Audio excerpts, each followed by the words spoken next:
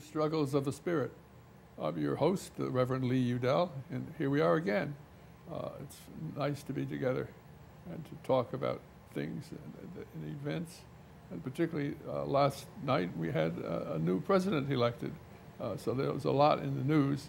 And we have a person here today who just happened to be willing to talk today about what she's been doing in her own personal life. And she didn't know that Obama was going to be president. No one knew that until the votes were in. But anyway, I may ask you a little bit about that too. So you have a real opportunity to lead the way. Patricia Howe is her name. She's my guest, and she's been in the military, and she has a lot of perspective on many things. This is, if you remember, this is Struggles of the Spirit, and it's a program that asks you to participate, you, the public, not just my guest here, or me, but you who's watching this program. We'd like you to phone in and to make your comments to me or to Pat and say what's on your mind, what your reaction is to what you're hearing us say, or what you've always been curious about knowing better. This is your opportunity to get the straight poop from us. Like Pat has been in the Near East, and she can talk about it knowledgeably, whereas I've only read about it in history books or newspapers, but I have never had the chance to talk firsthand with people who've been there. So you call us, please, and tell us what's on your mind and how you react to what you hear today. So the way you can communicate with us is by your ordinary telephone. The telephone is connected with this studio, and there's a direct line right into the studio control room. And you'll get Bill, who's our control person, an expert, and you'll get Bill, and he'll you just call the number and say you want to comment on Lee Udell's program, and he'll arrange it, and your voice will come on through a loudspeaker here in the studio. And then my microphone and Pat's microphone will convey our thoughts to you.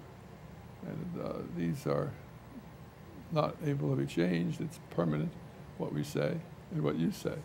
But I think it makes it a lot more fun to have this kind of two-way street.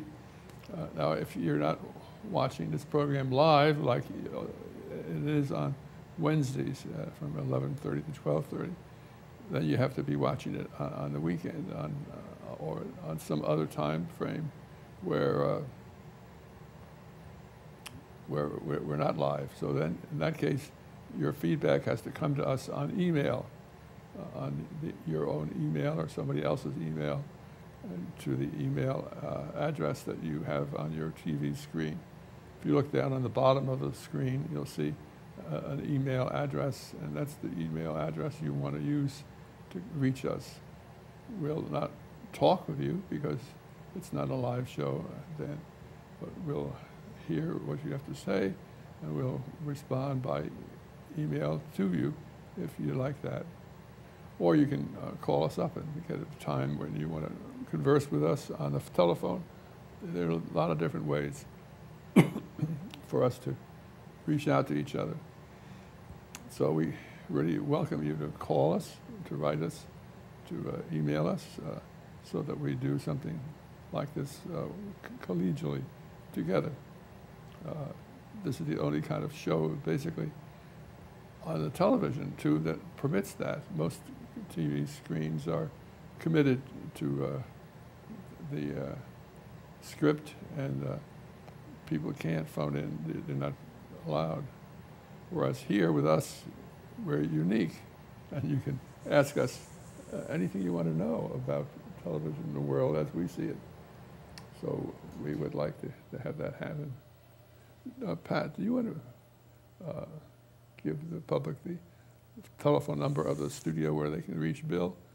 Yes, the telephone number is 651-0589. We want to say that once more so they... Once again, it's 651-0589. You'll get Bill, and he'll hook us up so that we can talk together, and your words will we'll repeat them and to the public, and then we'll respond to them. So here's your chance to not just grouse about something, but to let it out and to speak it, or to be thankful about something. So give us a call then.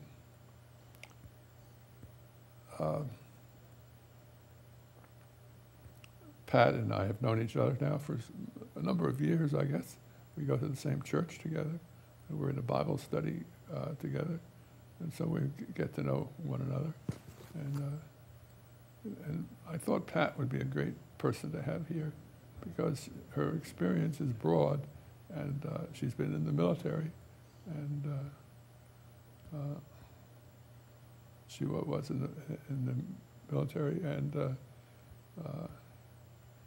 still is, I guess, aren't you? No, I'm retired. You're retired? Okay. Yeah. And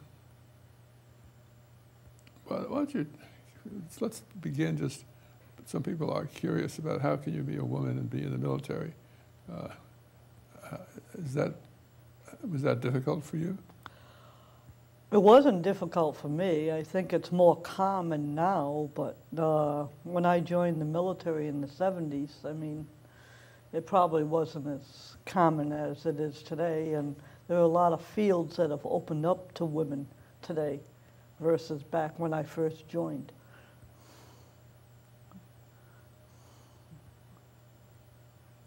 Do they have a different line for the male people in the Army than for the females? They did back when I first joined, because when I first joined in the 70s, we really weren't a part of the Army. We were actually the Women's Army Corps. And we used to wear the U.S. pin along with the Greek Pallas Athena. Whereas, and I believe it was the end of 1979, beginning of 1980, where women actually became a part of the Army. I think that's true. And the WACs, at that, what they called the WACs, the Women's Army Corps, then disbanded. It was about the beginning of 1980. In World War II, we had the waves. That's correct. Which were women in the Navy. In the Navy, that's correct. Now, what did being in the Army do for you? Aside from what it did for the public that with whom you came in contact, what did you learn, experience? What kind of leadership did you end up taking? It did a lot for me. At the time, I was kind of, I don't want to say a troublesome person, but you know, it gave me a lot of respect and taught me confidence in myself, and gave me job skills that I find and can utilize today. And it did a number of things for me that I really appreciate. And you can carry that over into any facet of whatever you do today in life. And I just think it's a wonderful thing. It also paid for my college education. I just think it's a wonderful career to go into, but not everybody's cut out for it. Mm-hmm. I guess it would be kind of a different role. It would be different than the model of what a young woman is expected to be like in our society. Well, it requires you to be professional. It teaches you to be professional, and but like I say, it gives you that confidence, and you know, it gives you a lot of skills that you can carry over beyond when you retire from the military into any job facet that you decide to go into after retirement. And for that, I'm very appreciative.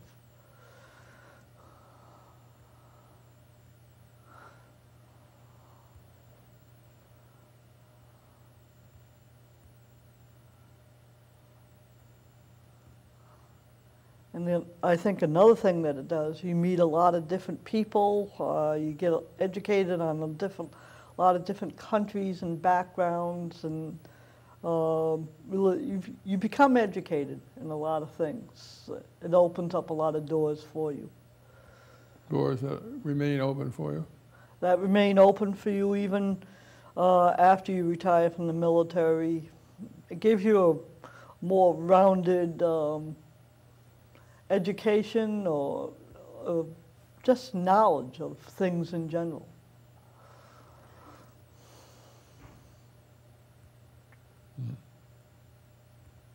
How often would you meet in the military? Please, excuse me?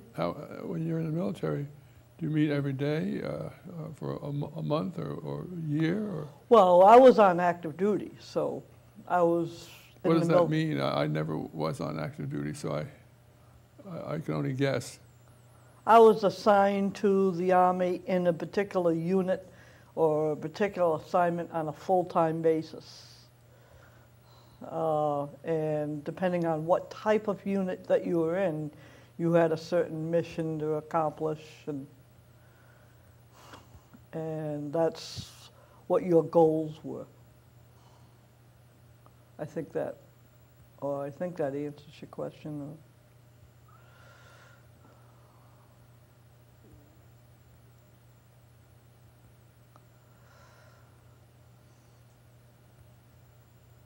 But there are many facets of the military that you can go into, be it medical, administration, or logistical, or whatever.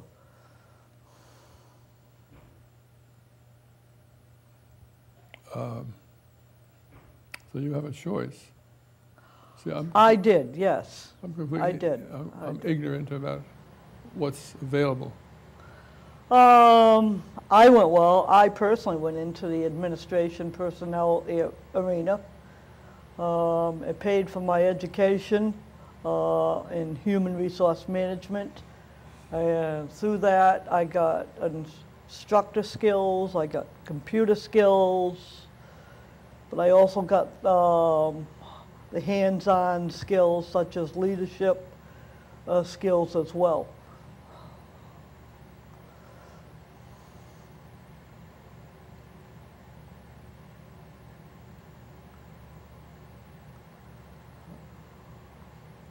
Tell us something about where you served in the military. I started out back when I was a WAC, in the Women's Army Corps. I did How old were you then? I was actually 26 going on 27. I was a little bit older than the average soldier going into the military. I've been married for 9 years. I got married very young, which I probably shouldn't have done. We separated and divorced, so I went into the military at an older age than the average enlistee, and I did my basic training back in those days in the 70s at Fort McClellan, Alabama, which is now, I believe the post is actually closed down, but that at one time was a basic training camp. Fort for basic training, but I actually came into the Army under what is known as the Civilian Acquired Skills Program, where I had some administrative and personnel computer background, which, you know, from there I went into the personnel arena, or what they call administration portion of the military. And I started out as an Army reservist and found that I liked it so much that I decided to go active duty.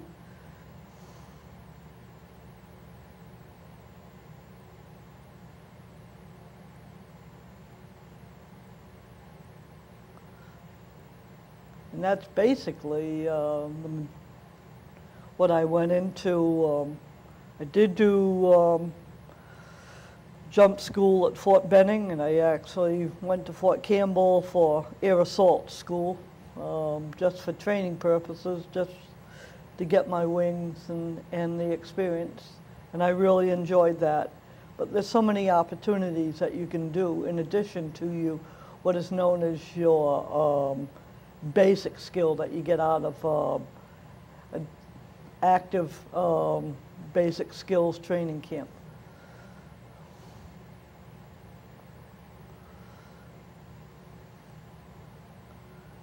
I think does that answer your question, or?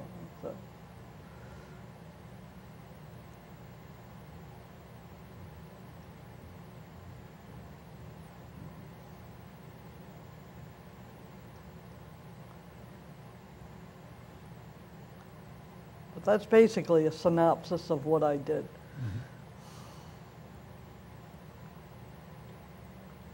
Did you have people who reported to you? Yes, you always, when I was going through, most of the time I was a company commander, a first sergeant, a battalion commander, and up through brigade and eventually to a headquarters command. You always have, very similar to a civilian job, you have people that you have to report to. But as you get up higher in rank, you have some people that have to report to you as you gradually become a squad leader or a platoon sergeant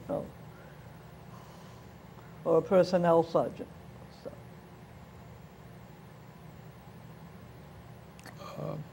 How many people would be reporting to you?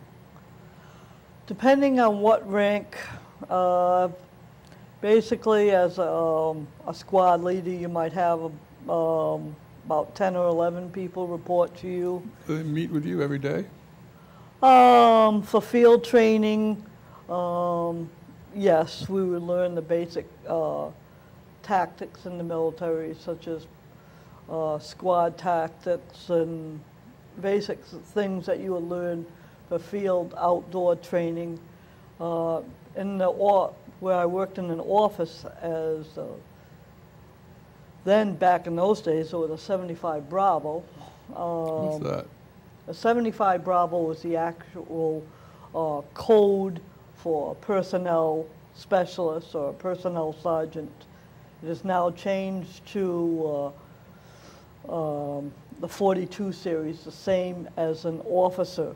I don't want to make this too complicated, but it's basically at the admin personnel arena, but as you get up higher in rank, you have people that report to you. They do things for you each day? Say again, please? They do certain things for you each day? If you're in the personnel arena, you would do work in an office-type atmosphere, be it dealing with promotion boards, dealing with equal opportunity, dealing with very many facets of the paperwork or the administration of the Department of the Army. Now, you're a believing Christian. Did you find a conflict between your Christian faith and the military job you had?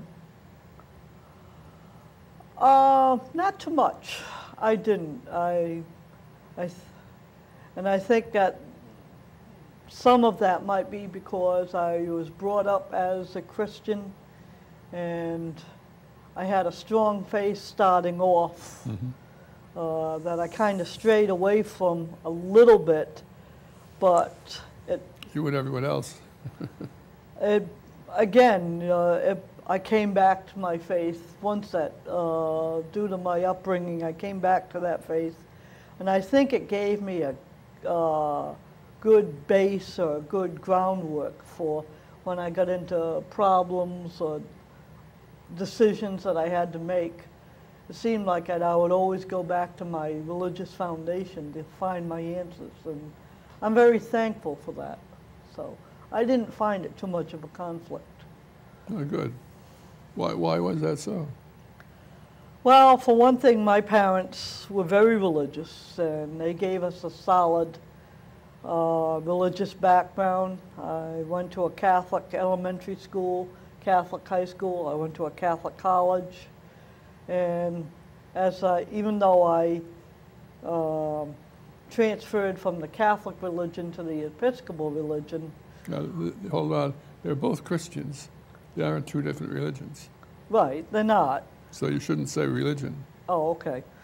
Okay. Unless well, one was a Zen Buddhist and the other was a, oh, I don't know,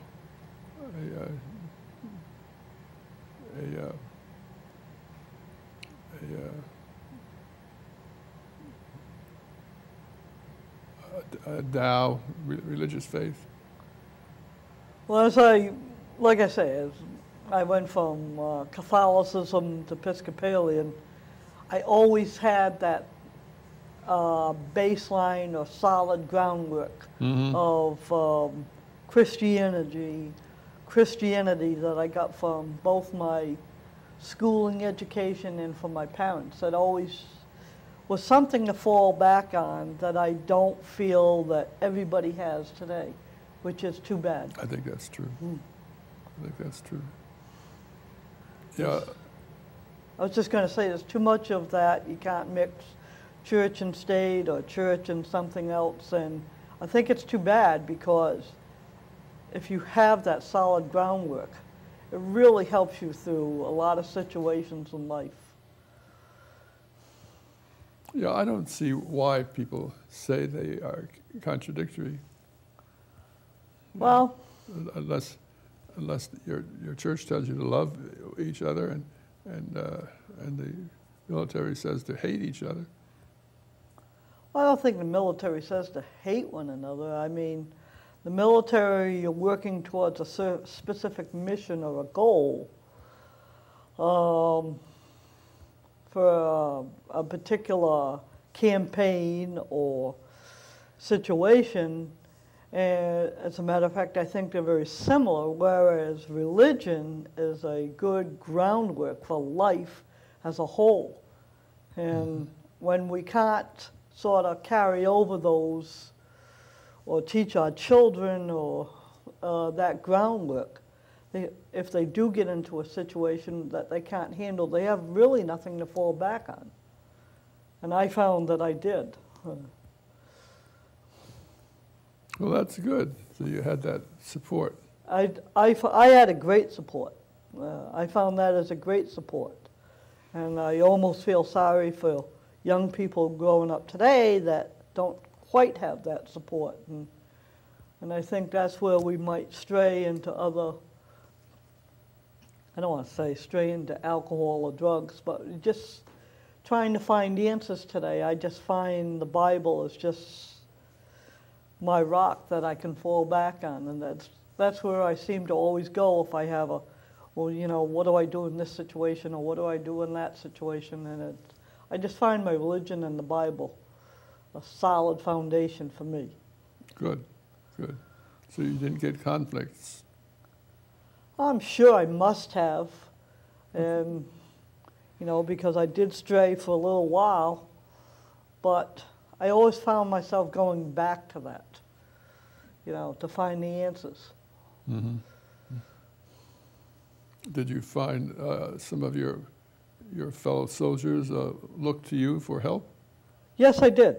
When I was at, well, not just at Fort Meade as a barracks sergeant, in which I was in charge of the living quarters of 15 women, but in general. And I always found that people would come to me, or even I would go to other people, because I found that wherever I was, they always had some Bible studies going on too among the soldiers, and that was a very supportive thing that I enjoyed going through the military. It wasn't sponsored by the military itself? It wasn't sponsored by the military. There was always a chaplain, and it was non-denominational, so people always felt comfortable. They could to go and just discuss or read the Bible, and I found that a great asset, especially when you're far away from home, or you know, that you had that common denominator, that you could find answers or get advice or whatever.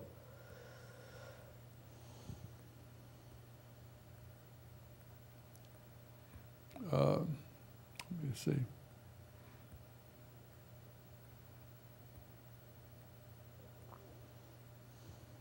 How long were you in the military? I was in the military for 28 years. That's a long time. Yes, it is. But I wouldn't trade it for all the tea in China. And why do you say that, Pat? It's just given me so much in life. It's given me confidence in myself. It's given me job skills. It's given me my college education. It's given me so much. And What was your military title? Sergeant? when I retired, I retired as a first sergeant. And so if you're a sergeant, it means you're responsible for other people? Yes, when you start getting to the grade of E5, you start learning the basics of how to be in charge of various number of people, and as you go up through the ranks, you attain more and more responsibilities.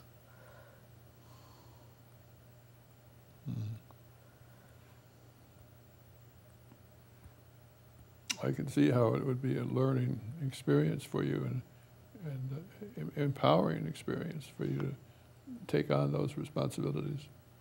Well, I think it's great because and the other thing I learned or got out of it is just learning confidence and, like I say, public speaking skills, getting up in front of people, getting in front of squads or platoons, and just getting up in front of people as a whole, and it just gives you a whole different set of skills and confidence that you would not probably get on the civilian side of the house.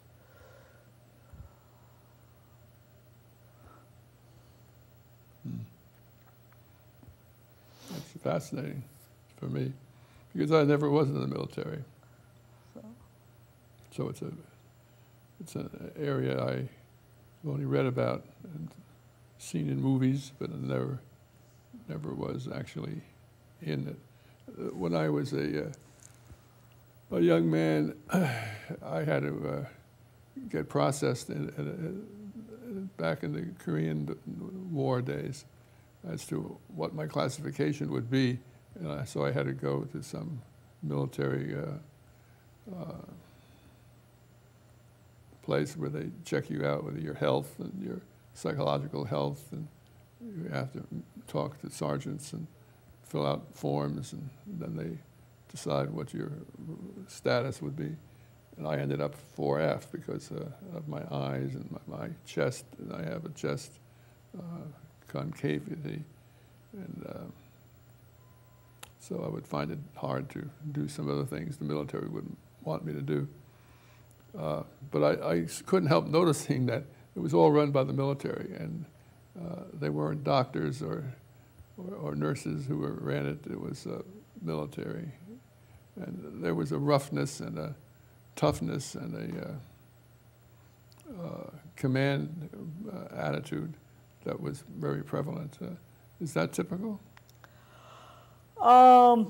When I first joined the military, yes, you would go to, after you took the entrance exam, you would go up to the MEPS, what they call the military entrance processing station, and yes, they would put you through a battery of tests. They'd give you a physical and check and make sure everything was okay, that you were both medically and physically able to do the things required of you within the military, yes.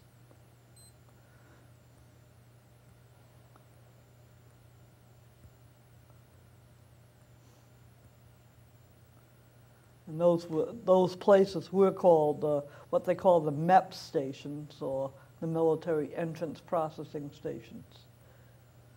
I went through the one in Boston, Massachusetts.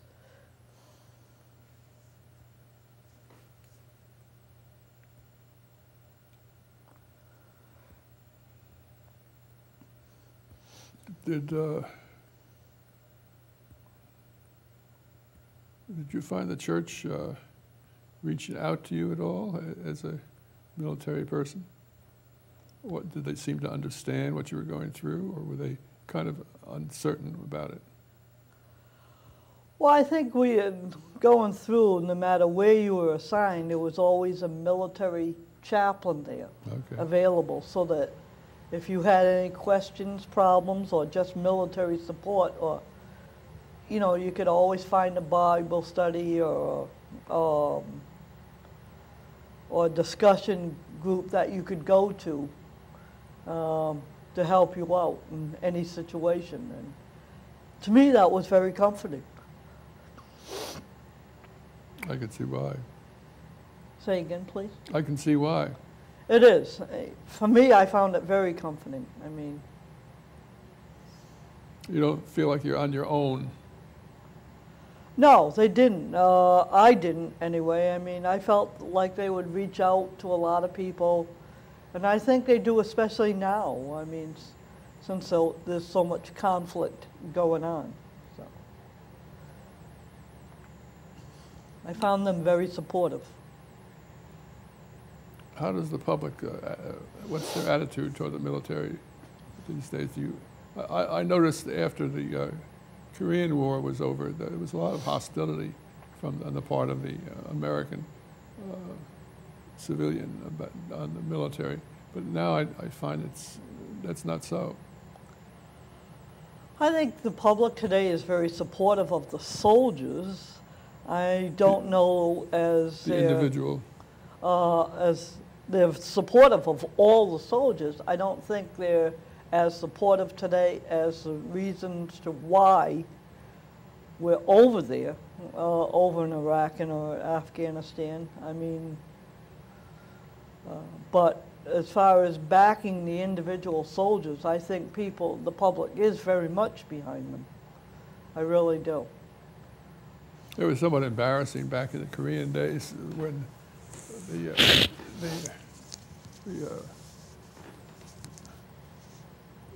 the public seemed to have disfavor toward the soldier, as though they were just as much a problem as the enemy. I wasn't born in Korea, so I kind of answer that question. Yeah, you're a young person. Wasn't born yet, so I can't help you with that. Oh, to be young again.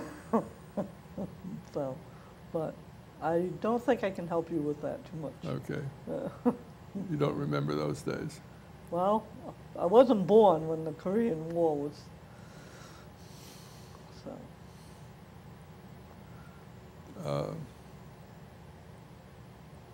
Well, I like your attitude in general. It's quite open, and you're not full of legalistic attitudes that would lock one person or another person into different opposing stances.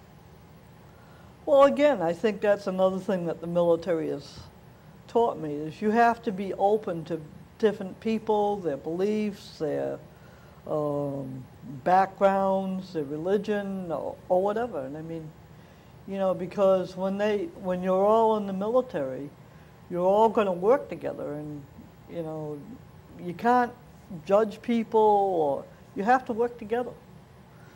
Yeah. And I hope that we do that with Obama getting elected as president. I hope, no matter who people voted for, that they can, let's just move on, let's work together, and it's amazing what you can attain when you do that. That's true. So. That's true.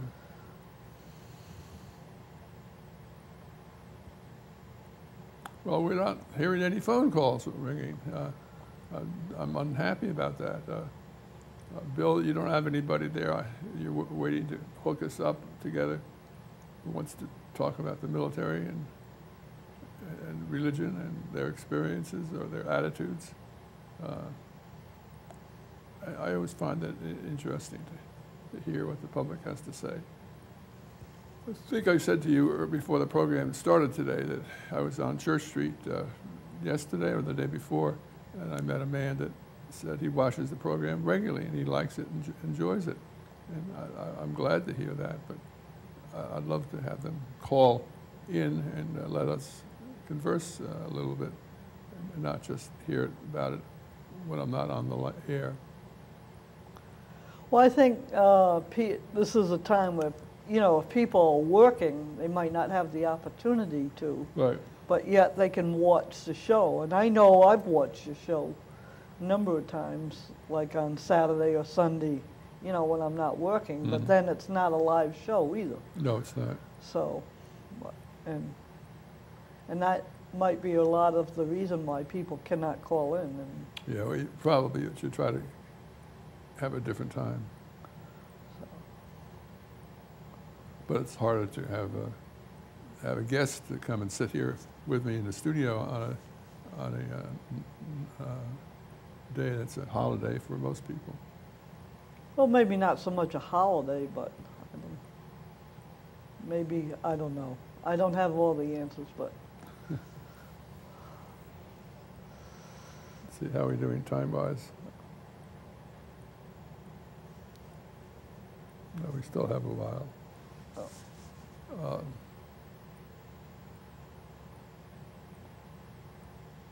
but I do think it's a difficult time for people to be able to call in, you know, if they're working on the day shift or.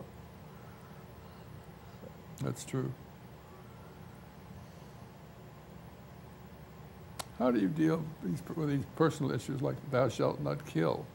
That's a commandment that was given to us in the Bible and has been followed legalistically anyway for hundreds and maybe thousands of years.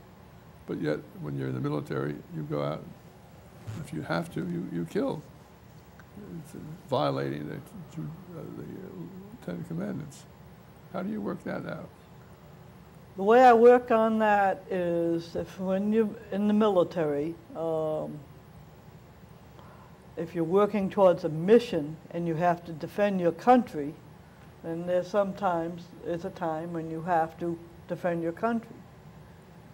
But to go out and just have a weapon or of any kind and go out and kill somebody, you shouldn't do it. I mean, that's part of that foundation that I had as growing up. But if you're in the military and you're defending your country, I think that's a different situation. Yeah. And I think you just have to I don't want to say separate, that's not the right word, but you have to know, how can I say this? It's not just going out and killing somebody like you have the murders and just killing somebody. If I have to defend my country, I will. But otherwise, I agree with the commandment, "Thou shalt not kill."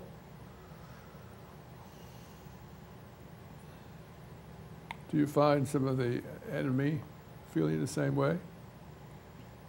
Say again, please. Do you find some of the enemies that we are pitted against having the same attitude? Thou shalt not kill is a no-no? Depending on their cultural background, you know. And Well, Muslims certainly are trying to follow the Ten Commandments, and Christians I really don't know, and I don't think I'm qualified to make that judgment. I just know that there is a difference when you're trying to defend your country versus going out and just killing somebody. I mean, but I'm not qualified to. I would have to go study more about the Muslim religion or any other cultural background before I made a statement. I just don't feel I'm qualified to make that judgment call. Okay.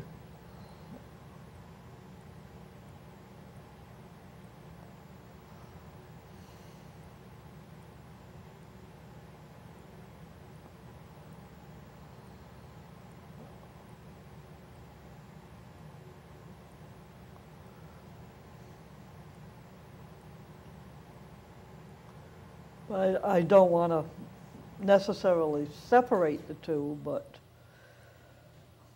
when you have to defend your country, then you do, and otherwise, I abide by that commandment.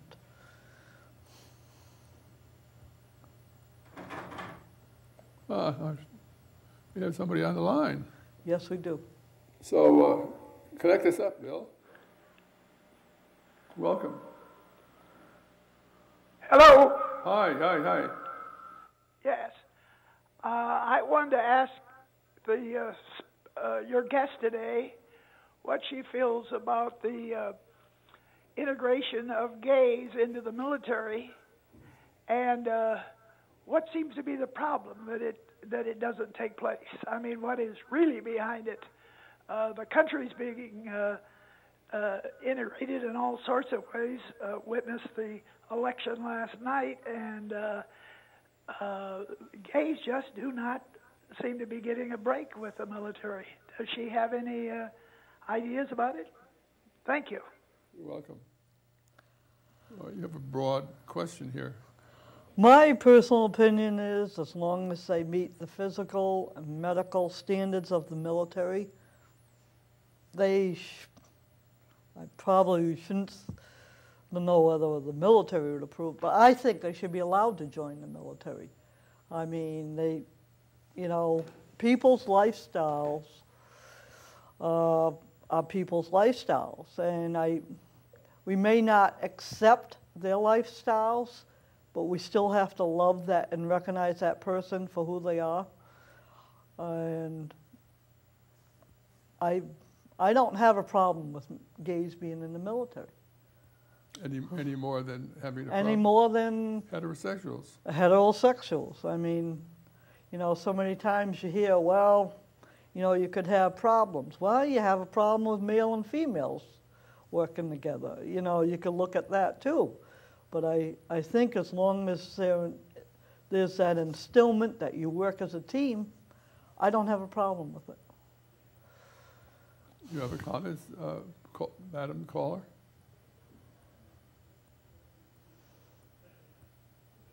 I guess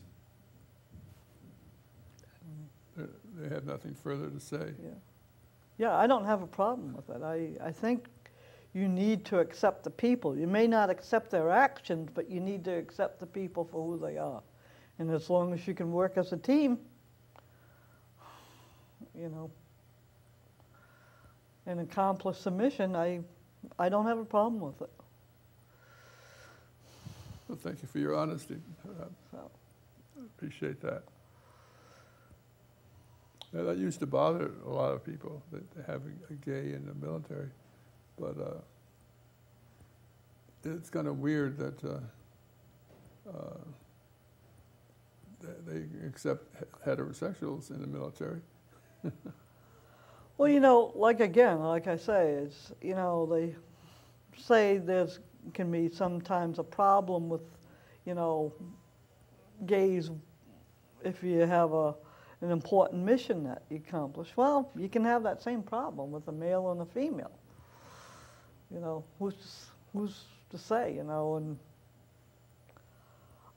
I think as long as people are trained and have ingrained that they have to accomplish a certain mission, and if they can accomplish it, then I'm all for it.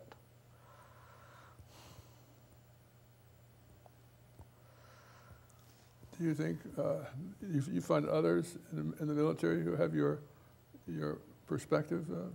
Pat? I think some do, but I think a lot of them do not have my perspective. I'm probably not choosing the most popular decision, but that's the way I feel. I'm open to people. I may not be open to all the actions, but then maybe all of my actions aren't. Mm-hmm. I really don't like judging people or stereotyping people. I mean, I think if people are taught and ingrained to a job skill, and if they can do it and they can do it well, I'm all for it. Jesus was very much against us judging each other. Again and again in the scriptures, he says, "Those of you without sin, throw the first stone." Exactly, and I'm definitely not without sin. So I mean, I really have a problem with trying to judge or stereotype people. I mean, I know sometimes I'm guilty of it, but That's God's role to judge, not ours. Exactly. I mean, he didn't turn anybody away, so I really have a problem with me or somebody else turning somebody away. Just, I don't know, I just have some uncomfortable feeling about, you know, getting into who and what can do whatever. And Thank you for your honesty, Pat. so, Do we have any other phone calls, Bill? I'd like to hear some more. I appreciate that honest question.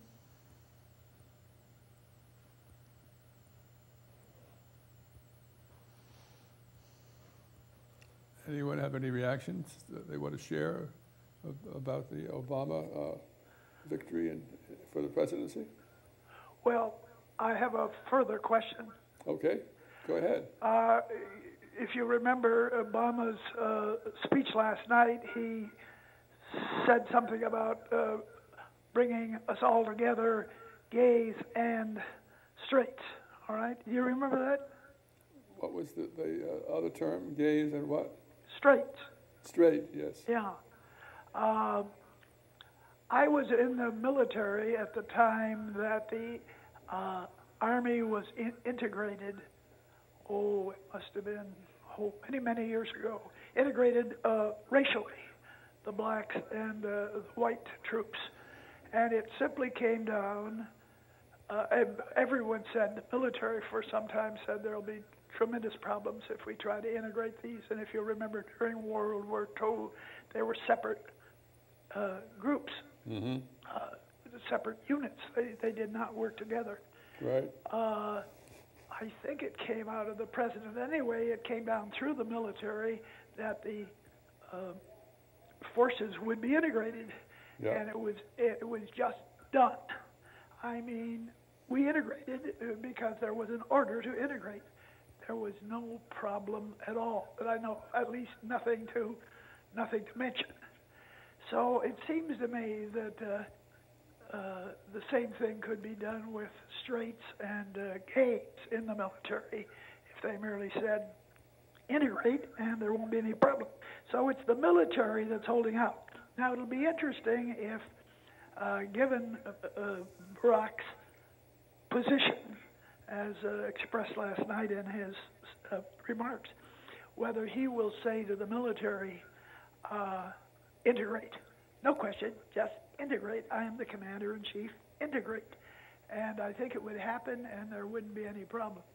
I just want to observe that I think it would be interesting and wonder what your guest and you yourself think about that position that I'm expressing.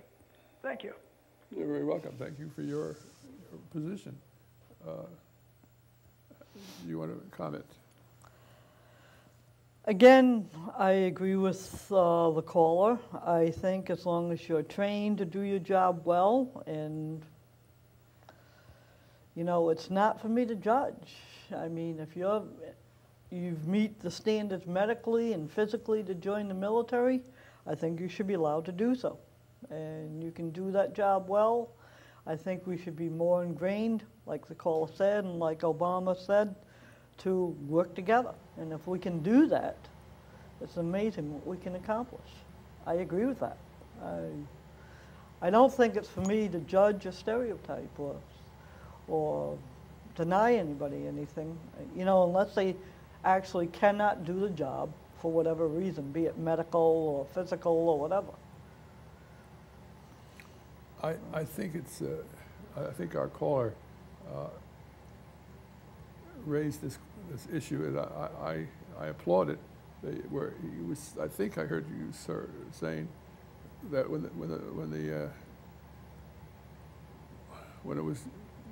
the military commanded people to act without prejudice, then the military did. Like it was waiting. The people were waiting for the military to be of one mind. And I think that's a curious fact that we looked to somebody else to pass the buck to. So we can say, well, that's not my idea, that's just my superior officer's idea, but I am committed to do whatever he wants me to do.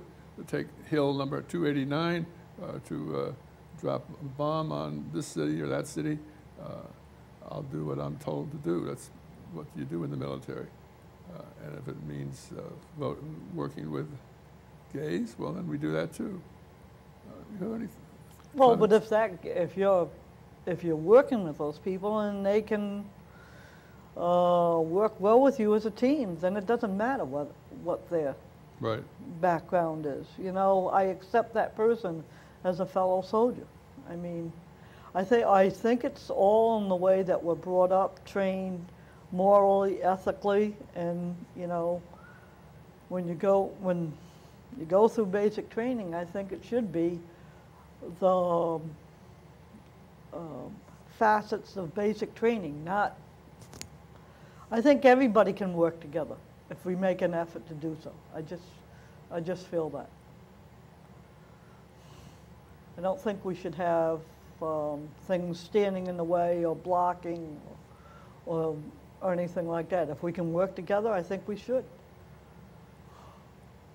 I agree.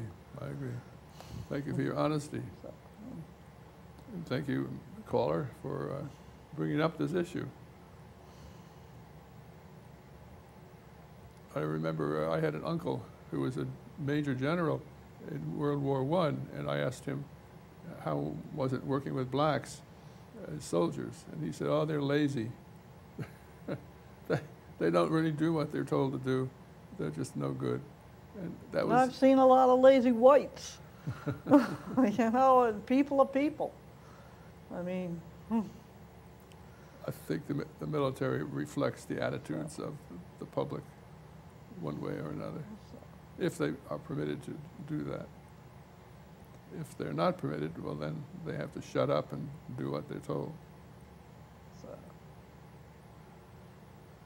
Well, I just think that, you know, from the basic training, when a person first comes into the military, I think they need to concentrate on, let's bring people together and teach them how to work together as a team, or as a squad, or as a platoon. And it doesn't matter what your skin color is, or what your religion is, or what your heterosexual, or whatever your background is. You know, if you meet the standards physically, medically, and you can do it, we can do it. And I think that's the tone you have to set.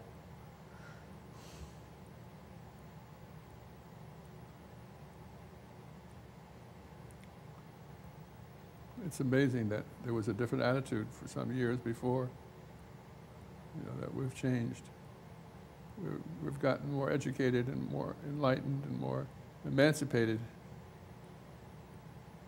I will tease people who are not that way, and I'll say, well, how are you going to manage heaven, paradise, because you're going to have to live forever with these gays in paradise, you know.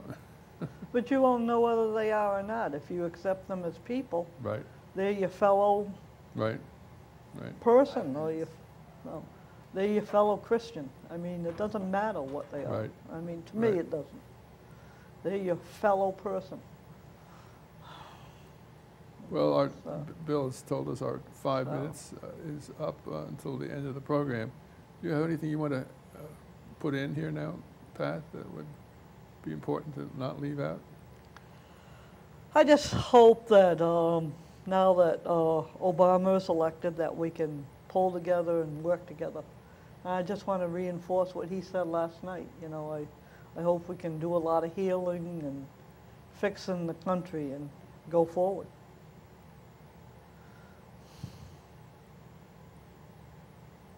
Well, I certainly agree with you. And it's intriguing to me how the whole world is looking to us for leadership here. And that I think they said on reporters that the German reporters were everywhere listening to our election process and commenting back to Germany about it. The world is saying, I guess, the Americans claim liberty and justice for all, and maybe they really do mean it. Let's see if they do in this election. We can become a role model for the world. And this is a great opportunity to do it. Absolutely. We can capitalize on this. Well, we haven't been a very good role model. No, we before. haven't, but that's what I'm saying. With Obama being elected, hopefully we can capitalize on this and set an example and do a lot of healing. Mr. George Bush, our previous president, I remember he didn't like the French. I can't remember why he didn't like the French, but he said we shouldn't say French fries anymore. We should say freedom fries. He really wanted to slam the French. I don't remember why. Do you remember? I do remember that, but I don't remember what the reason was. But again, you know, I hope we can just heal and work together. That's our wish. It's our prayer. And this is a ideal opportunity to capitalize on this. Thank you, Pat. Thank you for coming. Thank you very much for having me. Being so open and revealing to the public where you're at. So we wish you well. Thank you, and I wish you well. Thank you. I hope you found television not so painful. No, I didn't find it painful. I didn't. Good. So.